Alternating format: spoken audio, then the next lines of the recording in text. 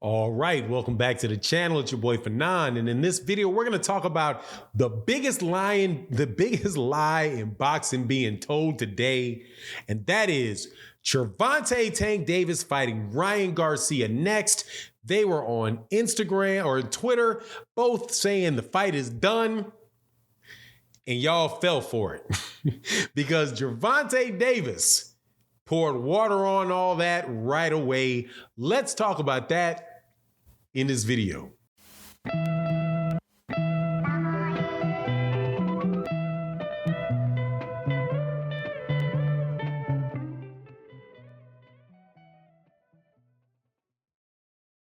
Welcome back to the channel. It's your boy Fanon.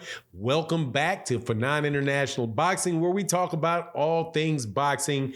And in this particular video, we are going to talk about a fight that people have been talking about for several years that I am thoroughly convinced is a facade and a mutual promotion propaganda tool for both Gervonta Tank Davis and Ryan King Rai, whatever it is, Garcia.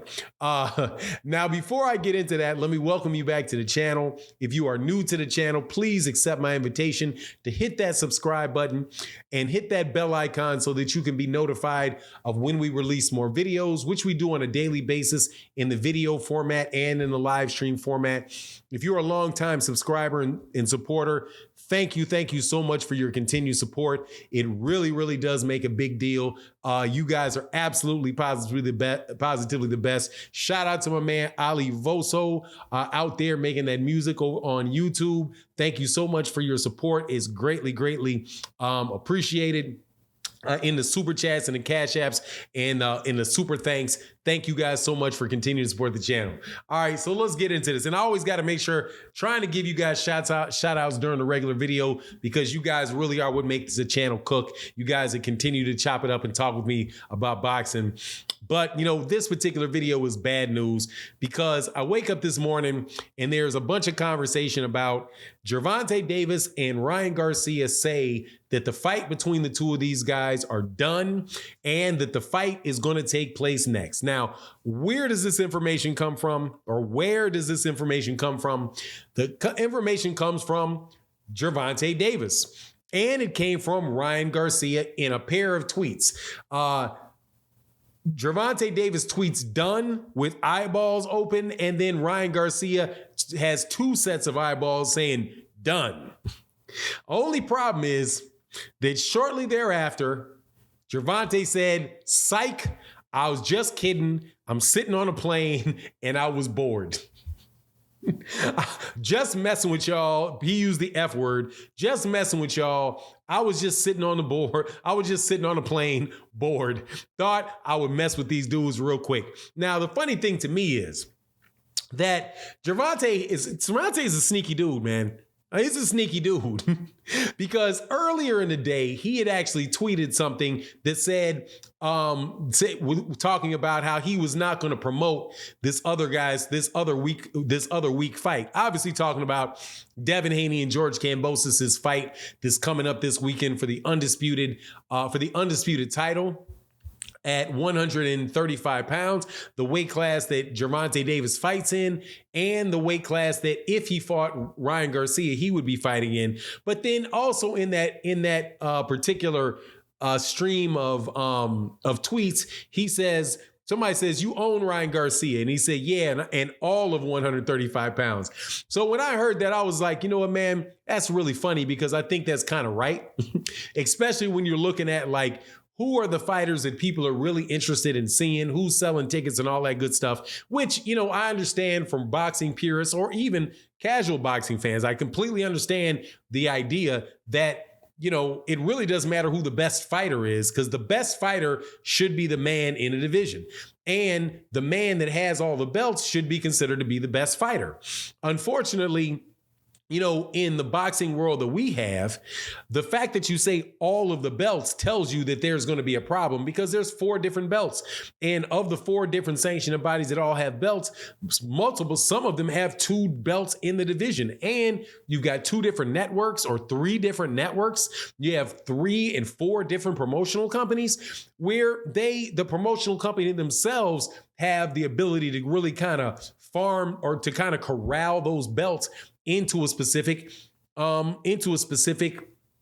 promotional company and network, which is the case at Showtime with the 147-pound division, where Errol Spence Jr. holds 3 of the belts. And all 3 of those belts he did win, with the exception of the IBF, he won against guys that were fighting on Showtime. And even in the United States, as far as the Kell Brook one goes, they were fighting on Showtime. He just wasn't a PBC fighter. That was during the period of time when Showtime was working with Eddie Hearn, before Eddie Hearn let all that go to his head and decides to go with DAZN in this U.S. boxing debacle called DAZN. But whatever, I digress. Back to the point is that Gervonta Tank Davis really says that he controls the weight class. And when he puts out this type of tweet and all this big explosion goes on about that fight, there's literally more stuff going on about that fight than the conversations for the undisputed title going on there in Australia with George Kambosos. And hopefully that will change soon. Hopefully that will change this weekend if Devin Haney is able to beat George Kambosos in a devastating fashion. I think that could start to shift, because I do believe that a lot of this stuff is really revolved around what is actually happening in the fight itself. You know what I mean? And by that I mean you have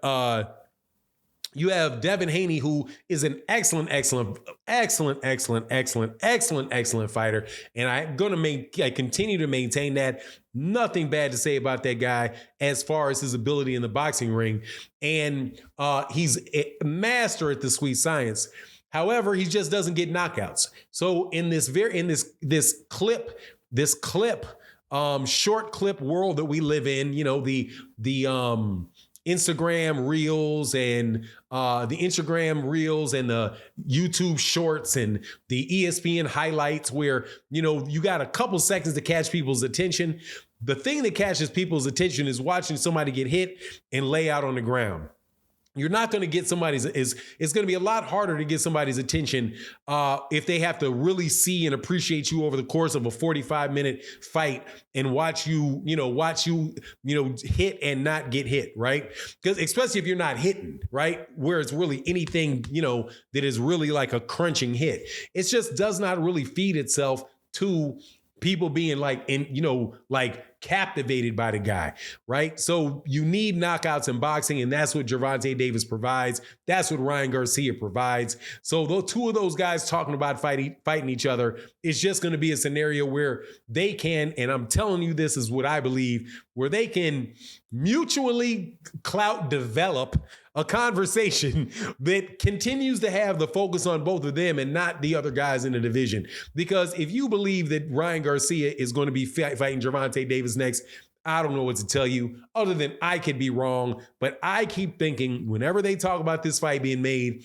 I keep going back to thinking about Oscar De La Hoya and how Oscar De La Hoya wants a mutual pay-per-view 50-50, and he wants Ryan Garcia to get 50% of the purse. Those things are not happening. You're not going to have a co-promotional pay-per-view. You're not going to have a 2-network pay-per-view between Showtime and DAZN.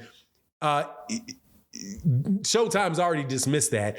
And the idea that Ryan Garcia is going to get 50% of the gate and 50% out of a pay-per-view with Tank, that's also a little bit far-fetched. Anyway, that's my take on the matter. You let me know what you think in the comment section. And with that, I'm out. Peace.